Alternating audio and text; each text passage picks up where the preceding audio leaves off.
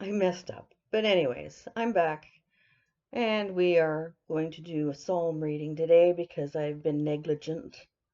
Shame on me.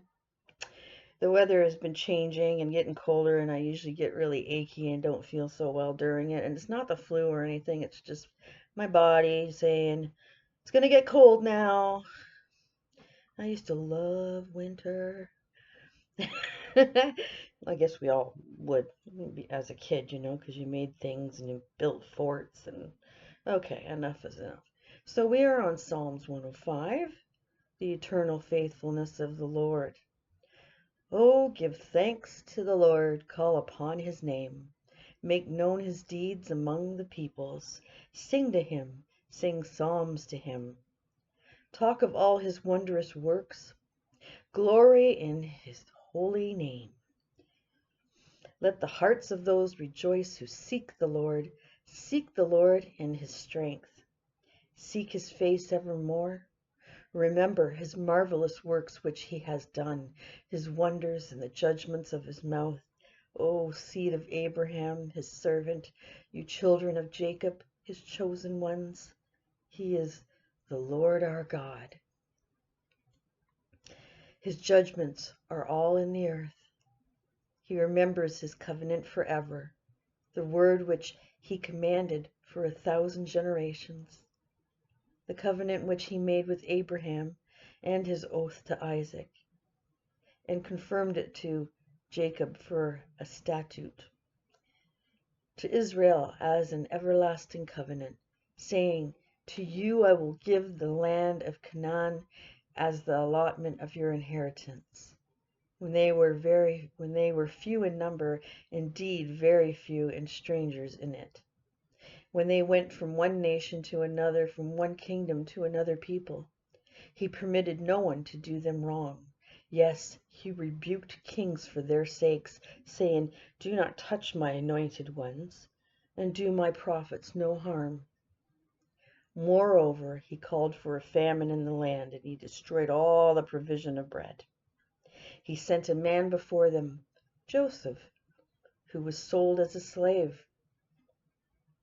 I love the story of Joseph. I know it's cruel, but at the end, read it.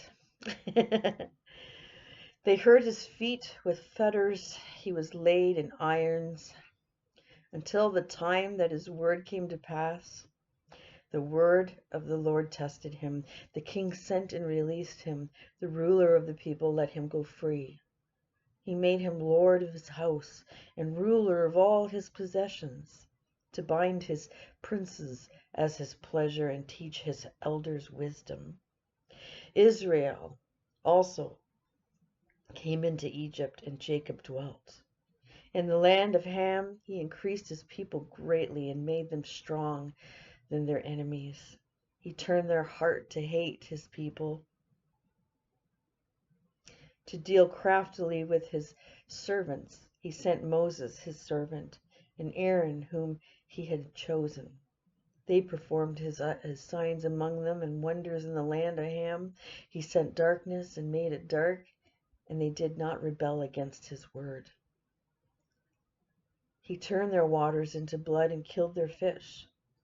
Their land abounded with frogs, even in the chambers of their kings.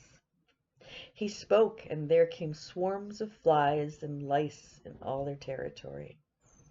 He gave them hail for rain and flaming fire in the land.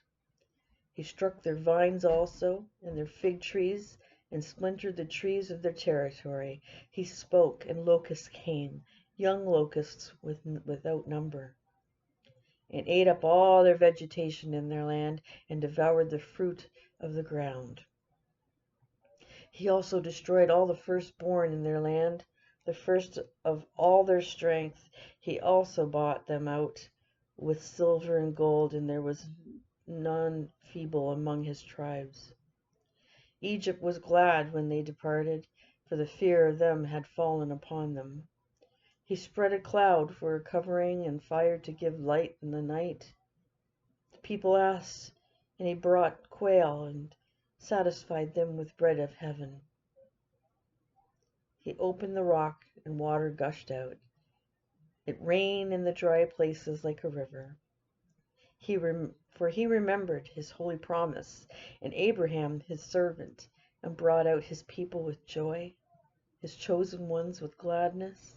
He gave them the lands of the Gentiles, and they inherited the labor of the nations.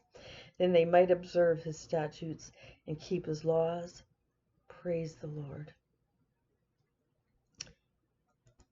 And that's the end of Psalms. I'll be back with Isaiah.